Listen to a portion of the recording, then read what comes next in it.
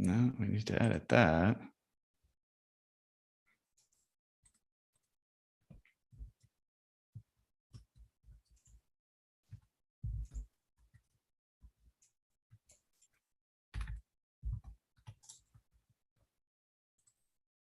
Oops. Piano Tech Radio. Hello, everyone. We're about to get started.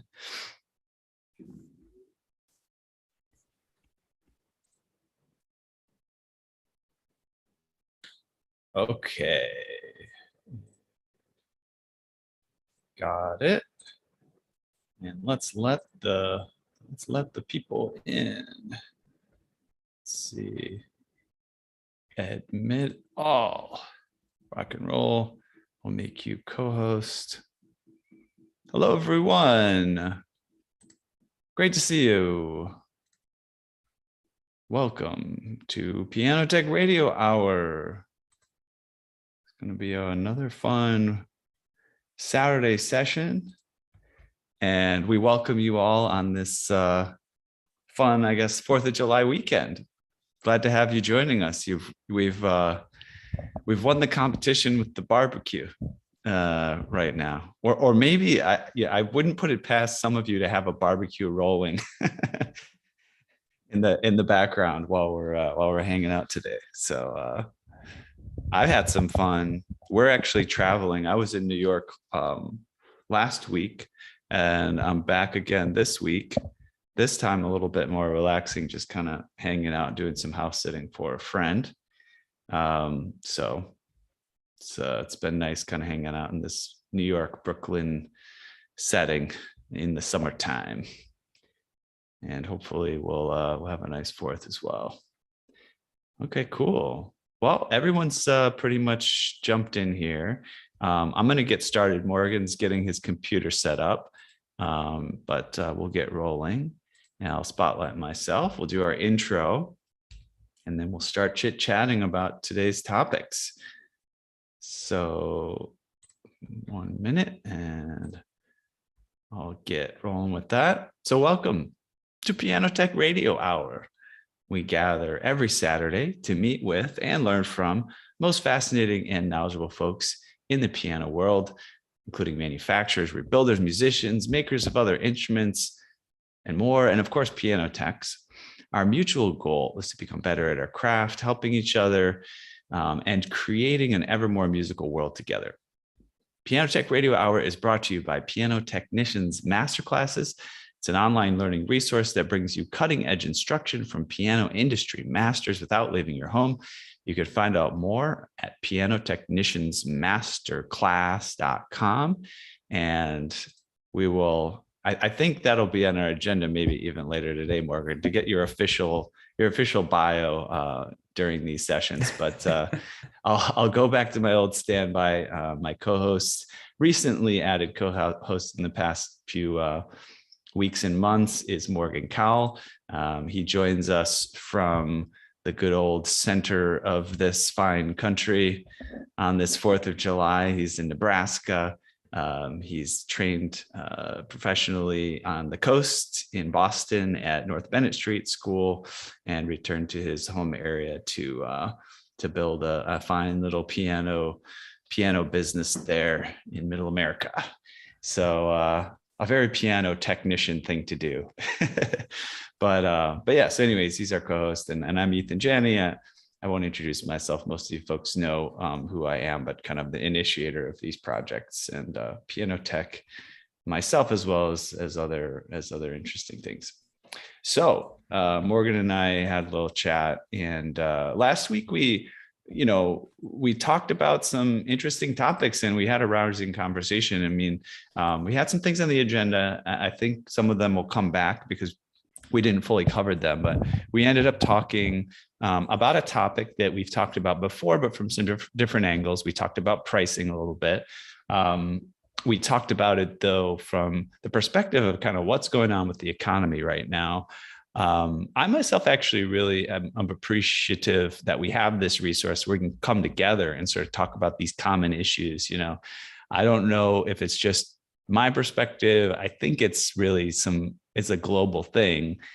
things have been changing so much over the past few years with the pandemic and the economy, and just even what we're doing right now. A lot of things are moving online that haven't been previously, and the business is changing of piano technology. It's gone from part of it's due to us all coming together and being able to communicate, but it's gone from sort of like an isolated every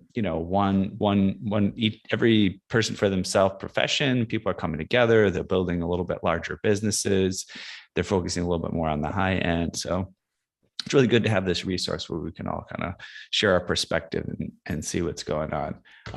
So yeah, last week we talked about a little about pricing, what kind of strategies we take with our clientele. Do we just have our schedule fully booked so we make sure we're not sort of wasting any time? We had Carl Lieberman, an oft participant in these sessions, vociferously share his opinions that, he likes to always keep some free time in his calendar so he can be that Johnny on the spot for those specialty clients that are so important for him to serve, his recording studios and concert halls and things like that. But it was interesting. Everybody had some different opinions, and we talked about the different sides of those opinions as well. And I think we want to continue a bit of that conversation today. Some other topics on the agenda, could be things like we touched upon last week, some hiring an admin versus doing things independently, doing things yourself, some of those non-piano tech related tasks. Also, again, we touched upon it last time, but like how much time we want to work, versus how much time we want to take off. It's easy to get sucked into scheduling all your time as work and not utilizing the fact that we're independent technicians. On the other hand, there's the issue of, you're independent. So you have to be the one who's doing the bookings and, making your schedule. And maybe you're being a little bit lazy, and you have to account for that. So there's different ends of the spectrum we all have to deal with on those. And there's some discussion to be had about how to approach that. I think something, we have the honor of having several folks in our community here who've been in the business for quite a while. And we may even be able to touch upon today this idea of, I don't know, I think it's going to be different for everybody, but I'll put it in the general category of like selling your business, right? Or passing it along, or, sharing it with someone else, whatever that may be. I'd love to get some perspective from the audience on those particular topics and see if we can help each other, come up with the best approaches for that stuff. But those are my thoughts. Morgan, do you have anything you want to add before we actually dive into having the conversation? No, that all sounds pretty good. I'm actually curious, what are the fireworks like in your part of the country? Because here in the Midwest, everybody, like every street corner has a tent, and you can fire it up until like 12 o'clock at night. And it's a war zone around here. Yeah, that's funny. I mean, so I have two different parts of the country I can comment on. So Chicago, that's where I live right now, but I'm not there. And I believe that most of the sort of big fireworks are not for sale, right? In Chicago, it's probably some type of ordinance or something like that. But there's this thing where you go over into the border into Indiana, which sounds like it's kind of similar to your territory there, where it's like you said, there's a big warehouses full of fireworks, and they know, even though it's not sanctioned, everybody just going over the border, they're picking up a bunch of fireworks in Indiana, and then bringing them back to Chicago to cause a little bit of trouble, and have a little bit of fun, and maybe blow a finger off or something here and there. But here in New York, I mean, I'm pretty sure it's similar. Like you don't see people selling a lot of fireworks that you can imagine. It's so jam-packed, especially in Manhattan, giving people the ability to have fireworks. Think about it on the subway or something like that. Absolute disaster. So I don't know the laws around here, but I'm pretty sure they're either similar to Chicago and Illinois or more strict. But that having been said, of course, this is New York City. So the fireworks displays, of course, they're going to go all out. The Statue of Liberty is literally right there, and they're going to be, making the fireworks go off around it and incorporating into things. So I don't think you can get a more you know, a bigger spectacle than New York City on the 4th of July for fireworks. So I don't know. Those are my comments. Yeah. Yeah, cool. Also, I remember when I was a kid, it's actually really terrible to use the word kid and tell this story at the same time. I think I was in like, oh man, I must have been in 5th grade or something, 4th, 5th grade. So you got to imagine I'm like, I don't know, what is that, 11 years old, 12 years old. And they would sell fireworks to kids over at like the local, just like the local convenience store or something like that. It was they totally shouldn't have been doing that. And I remember we'd have like a Roman candle or some other fireworks we shouldn't have. And we'd be like these 12-year-old kids in the alley, like messing around. Looking back, that was not good. Both the people that sold them to us and the fact that the parents weren't keeping a close enough eye on it were the problem. Anyways, all right. Well, anything else you have to say about fireworks from your end, Morgan? No, they're loud. Okay. They Yeah. smell. I like them a lot, but yeah, by about 2 o'clock on the 4th, all right, I've heard enough. But Yeah. When I was from Michigan, I lived in Michigan. I grew up there. I'm pretty sure it was the same, kind of a little bit more liberal. I think it has to go along with like the amount of rural space you have. And also, yeah, the more kind of, I don't know what you call it. It's almost like a libertarian lifestyle. Hey, I've got my property. I do what I want on it. Give me those fireworks and I'll fire them off. But yeah, so let's pop into these things, one by one as we talked about them, and we'll move through them quickly if there's not much more to say. But let's talk about this on-demand versus fully booked piano tech. I think, Morgan, from what I've heard from you, you do tend to lean towards this, like, I like to work. Let me work. I'm going to work a lot. Fill my schedule. I have a lot of other things I do, so I might tend to enjoy a more liberal schedule, and then I'll do some other things at the free time, or have that possibility to be on the spot, like Carl said. But that having been said, it's a lot easier to just keep the revenue coming through and keep the business afloat if there's always some business happening. So I don't know. I'd love to just touch upon that a little bit more and see what people in the audience have to say about that as well. But yeah, any other further comments on that? Why, have you thought about keeping a lighter schedule? And if you did, why would you? so what I do to accommodate those last minute requests is I do have office staff that will move things around. I can send someone else to go do a tuning, or there's times where I will call one of my longtime clients and say, hey, the symphony just called, right? There's a concert tonight. Do you mind if I come Saturday morning at 10? And most times, right, they don't care. So I don't intentionally leave a space for them, but we do accommodate as best we can. Now, if you have a spin it, like 2 hours away, I'm sorry, we can't help you, right? But there's certain things where we do make accommodations for. I don't tune all of the time. Like you, I do have like other time that's set aside for other things, workshop stuff or regulation or rebuilding or just personal time off. But when I am tuning, like when I have a day that's set to tune, I'm tuning. I mean, I will do as many as I can. I'll do about 5 or 10 minutes as like a buffer between appointments, and I can do as many as 7 or 8 in a day. I start at 7, I get home about 7 o'clock, and it's a full day. But I like to do that. It utilizes the time well, and I get to work with a lot of great people.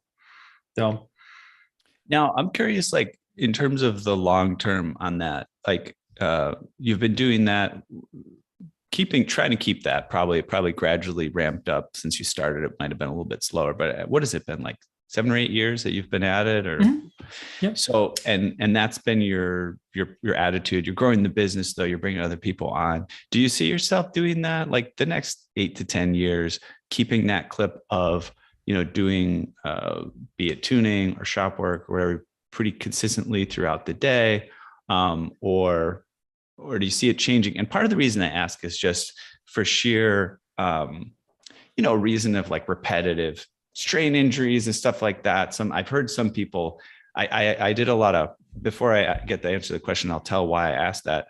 There was this guy who was, he was a pretty well-respected piano tech, a lot of skills under his belt, a lot of knowledge, stuff like that. I had been doing calls to piano techs throughout the country and the world as I was researching for some of these business projects that I might be starting, including this one, just to see what people needed. That, education came out as one, and that's why we're doing this. But I talked to this guy who literally was completely retired from piano tech, not out of not wanting to do it. He had some elbow issue that developed. It got really serious. And he told me, that's what he was. He was like tuning basically back to back to back to back to back piano tunings. And he didn't realize what was happening, and then kind of wore himself down. And now he was, he was doing some other gig, like completely different. He was like a salesperson in a store, not even a piano store. So, but he was pretty knowledgeable, which was interesting because he wasn't applying that anymore. But anyways, I don't know. What are your thoughts on that? Are you thinking about that? Are you planning for that?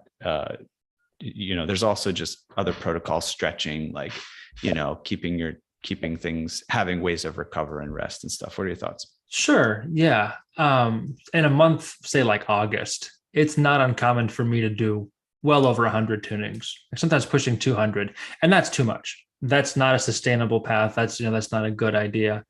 In my situation right now, and what's happening across the country, is that in certain areas, there's just more demand than we have technicians, right? It's also the college season time. And so you have to get these 50 pianos tuned up in a week or two. And so you have to make it happen. So a long-term goal is to not have that be, a reality, and to get back down to the 3 or 4, like max 5 a day. I'm still figuring out how to facilitate that. Just because there's just so much demand and so much kind of high level stuff that we do.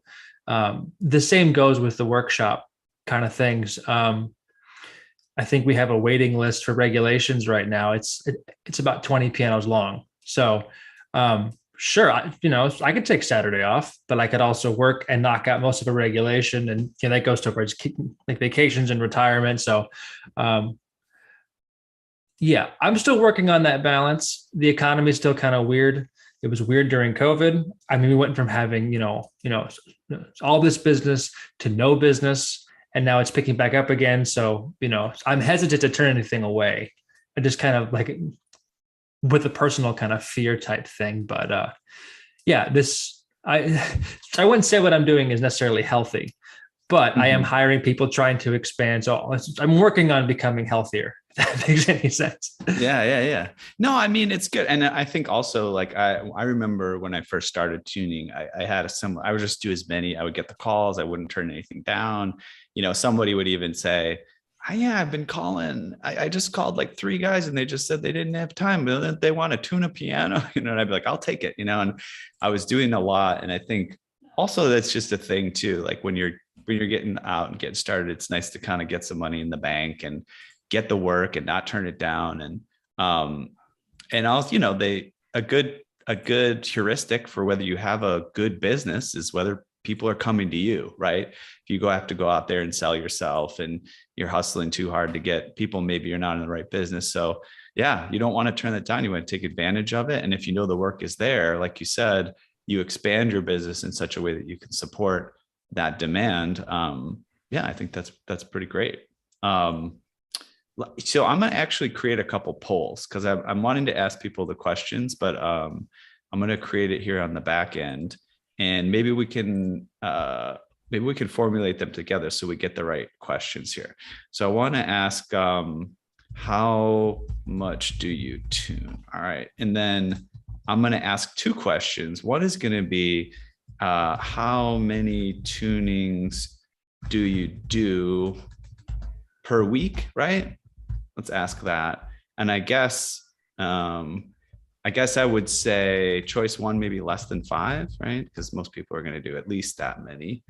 And then somewhere between 6 and 10, that would be kind of like a modest amount. And then maybe 11 to, what should be the next range? 20? How many do you say you would do a week on average? If I'm tuning 6 days a week, Mhm. I'm doing at least 30. Okay. So yeah, so I'll do 11 to 20, and then I'll do 21 to 30, and we'll see what we get. Those sounds like good ranges. Yeah. And then what I'll do is I'm very curious as well, and this is anonymous, folks, so whatever. I want to add a question, which is how many tunings would you like to do per week? Because maybe some people are doing less and they'd like to do more, or maybe they're doing more and they'd like to do less. Well, this kind of goes into what we talked about last week and what people, I think we kind of just, our business kind of just arrives in our lap, rather than actually like planning it out yourself. So like, for example, if you want to make $100,000 gross, great. How many pianos would you like to tune in a week or in a day?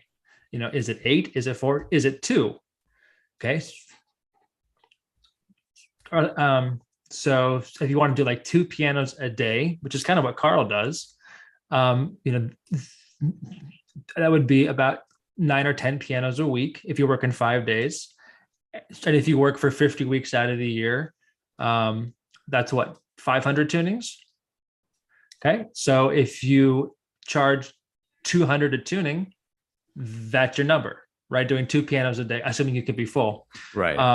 So, if you want to do 3, then you can go down from that. And it's working backwards kind of from what you want and then how much you want to work. So for some people that don't want to work that much, but still want to live comfortably, then maybe your goal should be to find those higher end clients that don't mind paying a little bit more. And then you set yourself up to be this kind of better service that people would pay a little bit extra for. And that's when you have these technicians that do, between, 5 and 15 a week still, but they're done by 3:00 and they take nice long vacations, and they're very happy and their bodies are happy and healthy. And that's kind of the intentionality that we talked about last week. Right. That polls like this will kind of help us see, Yeah. Yeah. So let's see. So I've got these 2 questions. I'm kind of wanting to ask one more. Let's see if I can add it. But, here we go. Add question. And the last one is going to be how much would you like to tune more or less? Because I don't know if we'll get that. Would you like to tune more or less? And we'll just put more and less. And that'll be cool to see. Hopefully we'll get some participation. All right, so save. And now let's see if I'm able to do this. Nice. All right, we review. How many tunings do you do per week? Got all the questions and answers. How many tunings would you like to do per week? We got all those. All right, let's do this. Okay, so the poll should be live. And we have at least 26 of you guys, including me and Morgan. So let's you and me answer. We might as well. Well, actually, I can't. But Morgan, if you want to answer. And yeah, it should be live. So yeah, let's get you guys answers. And we'll let those answers roll in. We'll talk a little bit more and then we'll revisit it. But yeah, please participate. I think we have 1 answer so far. We've got 2. Let's get them rolling in, folks. Let me know if you have a question about how to do the answering. There's a question from Russell asking, is there a shortage of tuners in your area? And I can't speak to the whole country, but with the exception of the Boston area and maybe certain suburbs, I believe the country is undersaturated with technicians. If you disagree, please let us know in the comments because I'd be curious about that. But I have friends in Chicago and Kansas City and in St. Louis, and they are having a similar issue where they're booking up, through September right now with no end in sight, and they're drowning in a good way, but they know it's not sustainable. And they know that if they say no to all these clients, then they're going to have to go even further, right, to get someone to come down. And for certain parts of Missouri, for example, they may have to go about like several hundred miles to find, a competent tuner. Right. Yeah. I mean, and we'll just let these answers roll a little bit more. Definitely would like a couple more people to answer. So feel free to get in there and answer the question. Should have a same as an option for question 3. That's true. For question 3, I guess just choose like if it's a little bit more or a little bit less. Let's see. I can't add an answer, but that's a good point. Yeah. So a part of this too is the price point. Like I'll tell you. So when I moved to New York City, I think this is a relevant story. It's very interesting. So when I was in Chicago, before I moved to New York City, this like after I graduated from university, several years, I had been tuning for a little bit. I had a lot of experience under my belt, but I stopped for like a year, and I hadn't tuned in Chicago yet because I had moved home. I took some time off, did some other things. Then I got into business, and I wanted to build my clientele. So of course, when I was building my clientele, I was in this mode where I was saying, I want a discounted rate. I just want to get clients in the door. And my whole strategy was, actually, my strategy was just to provide really great value to folks, and that word would spread. And really, it worked quite well. And this was before I had even heard of like Yelp and these like review services. And one day I just did, again, just trying to do an incredible job, did a great job on this guy's piano. And he said, have you heard of Yelp? And I said, no, I haven't. He's like, oh, you got to be on Yelp. And he gave me my very first review on Yelp. And it was fun, it was fun and entertaining, because sometimes people like to make fun reviews on Yelp, not just like positive reviews. And it was really a great start to something special, because that got me more business, that got me more reviews. And my point in telling that is I started to think about it as I would be charging less for my tunings, but that not as a quid pro quo, but that my clients would see that the extra value is there, and as a form of payment, right, for that extra value that they didn't have to pay cash for, they'd just be slightly more motivated to pop in a nice review. And to be, and I would encourage them to, not heavily, but I say, hey, I'll remind you, like, if you'd like to give a review. And that strategy worked really well. And really interestingly, when I moved from Chicago to New York, I thought I would have to start my business over, but the way Yelp worked at the time, I could just change the location of my business, which is pretty awesome, because all of a sudden I was the top rated tuner in New York. I was the top rated tuner in Chicago. I became the top rated tuner in New York because I changed my business address. And then I was able to use the same strategy here and get a lot of business, but I was keeping a relatively low price point. And I was fine with that. But then I started having other technicians on staff, and I was still maintaining a low price point. And at a certain point, I don't know, it just seemed like it was too low. It was just too low of a price point. And I started going in a different direction and say, let's not worry about the volume. Let's not worry as much about, just trying to capture those reviews just from having a really, really low price, but maybe just more on the quality of service and things like that. And I sort of went in a different direction and decided to change. So I've been on all ends of the spectrum, but there is a thing where if you do charge, it depends on your location. But if you do charge less, if you're the lowest price, for example, you will get a lot of activity, but sometimes they're not the best clients, or like it could be a rough schedule, So yeah, there's a whole lot of factors when it comes to pricing, but to me, how much you work and the quality of work that you're doing just has an impact in just your psyche. For example, we have Chris Brown's regulation station at the shop, right? I have really good light. It's air conditioned. We have music playing. I don't mind regulating for 10 hours in that situation. I actually have a lot of fun doing it. I don't mind going to work. But that's a lot different than going into a client's basement, right? With like where I can't see, where it's, with so many other factors. Mm-hmm. So that does kind of matter too. And so if you find yourself that you're being burned out or you don't like going to work, well, maybe just kind of think about the kind of work you're trying to attract, what you want to do, and then ways to make it better. And sometimes price will change that, right? And also the reverse could be true.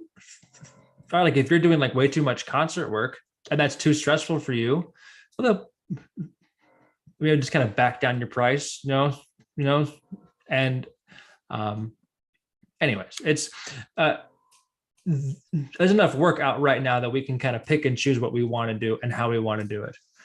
There's a lot of good stuff in the comments too that I'm not paying attention to. Yeah, we'll pick up on those in a second. And let's see if we can get like one or two more people to answer this poll. Yeah. We got about half of people answering it, which is good. But yeah, let's check out the comments here. Let's see what we have. So we have, let's see here. We are rural, Appalachia. That's Nancy Salmon. And we are down to herself and 2 sons. Caveat is that they just lost their last of 3 piano stores, that's an interesting trend there. Piano stores are kind of disappearing. There are no dealers in the area. They do have 2 community colleges, 1 university, churches, and generally public schools only have 1 or 2 pianos, as opposed to a piano in every classroom when you started. Yeah, there's definitely these trends. Things are moving and shifting and changing. And it is fascinating, the sort of disappearance of piano stores and how the approaches of dealing with that. And then also, like, there are still piano stores, right? And people are thriving and doing pretty well. Ty said low repeat, either low price, I think it's with low price. Oh, low repeat with low price. Yeah. So you get those people, they don't want to pay a lot. They also don't want to get their piano tuned very often. Let's see. Russell said, someone said, if you start to not enjoy your job anymore, it's time to raise your prices. Found this to be true. Yeah, I think that, that's actually a really good point. There's 2 ways to go there. One is just change your job. Like, don't try to do something you don't enjoy. But I think sometimes that's really all there is to it. It's not that you don't enjoy what you do. Maybe you feel underappreciated. Maybe you feel like you're wasting your time. Or again, it's just not worth it, right? But if you were able to get paid a reasonable amount for it, you'd enjoy it. So, yeah, good point. We're going to have a guest on pretty soon that talks about selling pianos as a technician. I can speak to it some, but it'd be nice to have someone else come and talk about it, because, like, if your area just lost its, like last couple of piano stores, and you have this whole list of piano, players, that's a very useful avenue that you could be to your community, where you could just have a couple pianos, rather you keep in your living room even, right? But you're still facilitating new instruments into the community, rental pianos. We could talk about that sometime in the future. Oh yeah, that's a very interesting topic. I've just put, for those folks out on Facebook and YouTube, a message in the chat. We'll be signing off the live stream momentarily. So there is a link there. If you do want to try to join us on the Zoom call, you can just click on that. But we'll hop off the live stream for our sort of in-house session here momentarily. Thank you for participating. And then I'll get to the answers of the poll here. I guess we'll keep them secret from the socials. That'll be part of the value of jumping on. All right, let's sign off.